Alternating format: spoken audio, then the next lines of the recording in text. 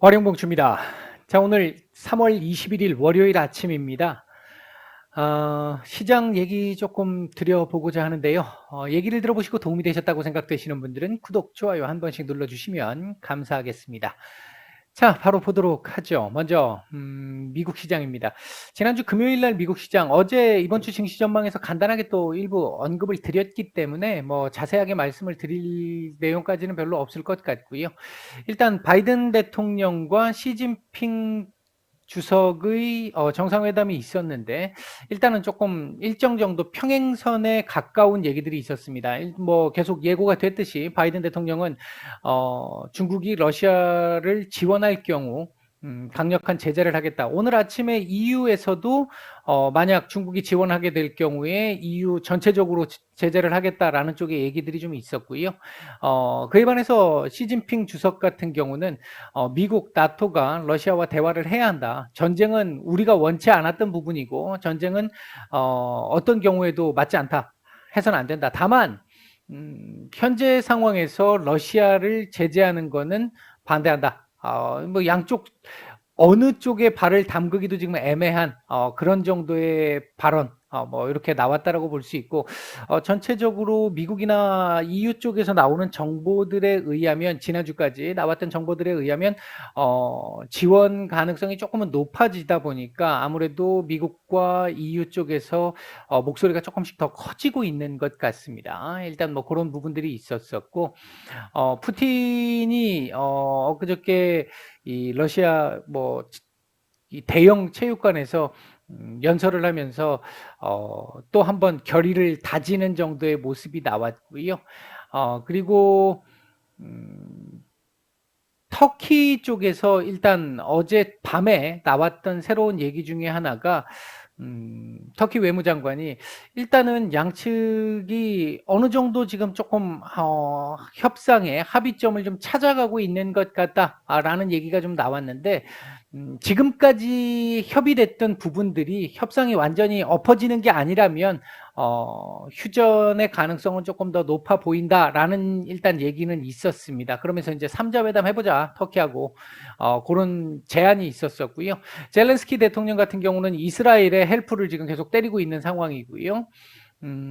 러시아는 계속해서 뭐 오늘 아침에 뉴스 보니까 마리우폴에 지금 뭐 최후의 항전이 뭐 일어나니 어쩌니 뭐 이런 쪽의 얘기들이 좀 있던데 아직 전쟁은 계속 진행되고 있는 상황이고 그다음 이제 대화의 물꼬 정도는 일단은 지금 좀 트기는 했는데 최근 푸틴의 어떤 행동들을 보게 된다라고 한다면 일말에 조금 이 불안감, 지금 현재 이 협상이 시간 끌기를 위한 어떤 협상이 아닐까 하는 의구심 이런 부분들이 조금씩 지금 나오고는 있습니다. 다만 뭐 조금씩 일단 협상의 이 이견의 폭이 조금씩 줄어들고 있다는 점에서는 좀 긍정적으로 볼 수 있는 부분이고요. 분명 말씀드렸던 그 실마리라고 하는 그 부분들이 조금씩 잡히고 있는 부분으로 볼 수 있을 것 같습니다.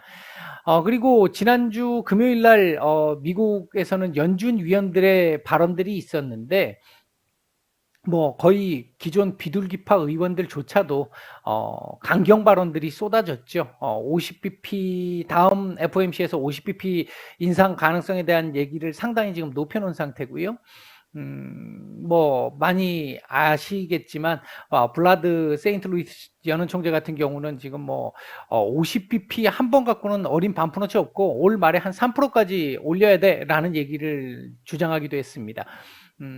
지금 일단 점도표에 나왔던 상황으로 보면 지난 FOMC에서는 올 말 1.9%입니다. 근데 지금 블라드 총재가 얘기한 건 3%. 이건 뭐 엄청난 차이인 거죠. 계속 50bp 올려야 되는 상황인 거죠. 이제 그런 얘기들도 있었다. 뭐 이렇게 보시면 될 것 같고요. 그와 함께 일단 선물 옵션 만기일이었는데 조금 눌림이 좀 나오지 않을까, 장중 변동폭이 좀 크면서 눌림이 좀 나오지 않을까라고 봤었는데 거래량 폭발하면서 연준 위원들의 이 매파적 발언에도 불구하고 수급으로 그냥 끌어올려 버리는 이런 흐름들이 좀 나왔습니다. 그리고 이제 한 가지 장단기 금리 차가 지금 계속 줄어들고 있습니다. 이거 조금 경계를 해야 될 부분 중에 하나이고요. 음, 현재 이 미국 시장 같은 경우 뭐 여기까지 13,700포인트를 일단 넘어선 상태이기 때문에 14,200까지 열려 있기는 합니다만 오늘은 글쎄요. 지난 금요일 날 수급적으로 끌어올렸던 부분을 감안해 본다라고 한다면 오늘 조금 조정 가능성이 좀 있지 않을까 일단 기본적으로는 보고 있습니다. 외부적으로 제가 지난주에도 말씀을 드렸습니다만 주식시장에는 언제나 호황제가 있잖아요. 호황제가 언제나 있는데 어떤 경우에는 어떤 구간에서는 악재를 더 많이 반영하고 어떤 때는 호재를 더 많이 반영하고 어떤 경우는 호재를 악재로 둔갑시켜 반영하기도 하고 악재를 호재로 둔갑시켜 반영하기도 합니다. 지금까지의 구간은 호재도 악재로 해석해서 계속해서 눌려 있었던 그런 구간이었고 FOMC 이후부터 시작을 해서는 호황제가 다 있습니다만 대체적으로 악재들이 소위 얘기하는 약발을 어느 정도 다한 그런 정도의 모습.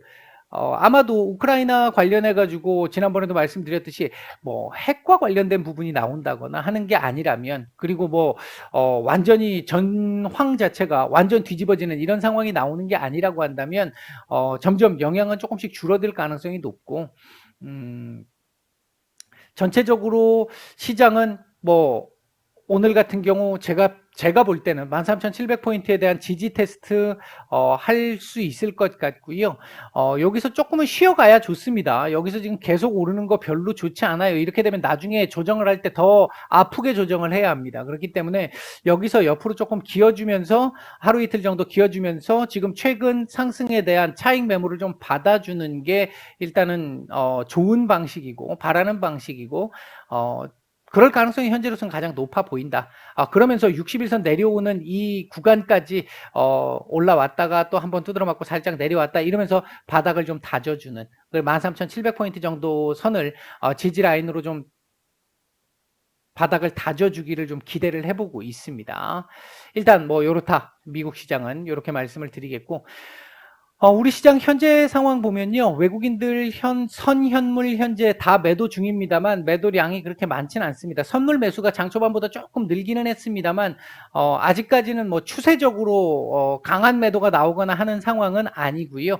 현재 시장 전체적인 수급은 한 중립에서 약간 좀 괜찮은 정도 그런 정도인데 그러다 보니까 지금 지수가 우리 강보합권 출발 이후에 현재 코스피는 약보합권에 있잖아요. 눌렸잖아요. 지금 음봉이잖아요. 이런 상태인데 상승 종목이 하락 종목 수보다 조금 더 많은 시장 분위기가 그렇게 나쁘진 않습니다. 그러니까 제가 지난주까지 계속 말씀드렸던 게 시장 성격이 좀 바뀔 겁니다. 해볼 만한 시장으로 바뀔 겁니다라고 계속 말씀을 드렸던 지난 뭐 한 2, 3주간 계속 제가 노래를 불렀던 그 부분이 조금씩 진행되고 있다라고 보시면 될 것 같고 이번 주가 제가 생각할 때는 주 초반에 조금 눌림이 나온 이후에 주 중반 이후부터 시작을 해서 조금씩 안정세를 찾아갈 것으로 보는데 뭐 급반등이 나타나기는 쉽지 않은 상황입니다. 급반등이 나오기 위해서는 우크라이나 관련한 문제가 깔끔하게 정리된다라는 뭐 획기적인 얘기들이 좀 나오지 않고는 정말 돌발 호재가 나오지 않고는 급반등이 나오기는 좀 쉽지 않을 거라고 보고 점진적으로 바닥을 다지면서 조금씩 이 시장의 흐름을 만들어가는 그래서 이전까지 계속해서 하락의 성격을 가졌던 시장이었다라고 한다면 그 시장 성격이 조금씩 바뀌면서 이제 안정화 바닥을 잡으면서 계단식으로 조금씩 올릴 수 있는 그런 죄송합니다. 그런 흐름들을 조금 만들어가지 않을까 일단 보고 있습니다. 현재 우리 시장 보시면 강보합권 출발 이후에 쭉 밀려가지고 약보합권까지 내려왔고요. 그 상황에서 계속 뭐 위아래 변동성 크게 만들지 않고 줄이면서 눈치 보기 지금 바로 진행되고 있습니다. 아마도 오늘도 중국 시장의 눈치를 볼 걸로 보여지고 오늘 중국이 소위 얘기하는 기준금리 결정이 있기 때문에 그 기준금리 결정에 중국이 어떻게 반응하느냐 뭐 예를 들어서 LPR 금리를 예를 들어 한 5년물 정도에서 조금이라도 인하를 해준다든지 지난번에 금리 동결을 했으니까 인하를 해준다든지 이런 부분이 혹시라도 지금 뭐 기대감이 크진 않은데 그런 상황이 나온다라고 한다면 중국이 또 괜찮을 수도 있습니다. 중국도 최근에 지금 많이 올랐기 때문에 지금 조정을 해야 된단 말이에요. 조정을 해야 되는데 오늘 그 금리 결정 상황에 따라 좀 달라질 것 같고 중국이 만약에 조정을 조금 받는다라고 보면 우리도 약간의 조정 가능성은 있습니다. 다만 추세적으로 뭐 밀려서 다시 쭉 밑으로 내려가는 이런 식의 조정보다는 뭐 최대 2670 정도 라인을 보고 있는데 여기 근처에서 뭐 이렇게 왔다 갔다 하는 정도 주 초반 그 흐름. 그러니까 이건 지금 글로벌 증시의 차익 물량, 우리 시장도 지금 최근에 여기서 올라온 거에 대한 일부 차익 물량이 될 수도 있겠죠. 이제 그런 정도의 흐름 정도가 예상되지 지금 상황에서 뭐 추가적으로 급락이 나오거나 돌발악재 아니면 그런 상황 나올 가능성은 그렇게 높지 않아 보인다. 그냥 무난한 정도의 흐름 정도가 진행될 가능성.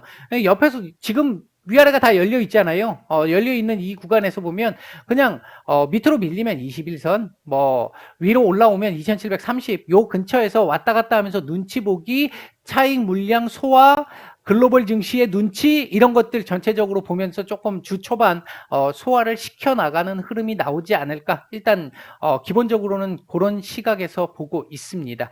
종목들 제가 지난주까지 조금 공부를 좀 해두시고 지난주 후반부터 시작해서 이번 주 초반까지 해가지고 조금씩 이 분할로 이렇게 담아보는 것도 괜찮지 않을까 말씀을 드렸는데 그 전략은 그대로 유효하다라고 말씀을 드리겠고요. 현재 움직이고 있는 섹터들 보게 되면 사료 섹터들 상당히 좋고요.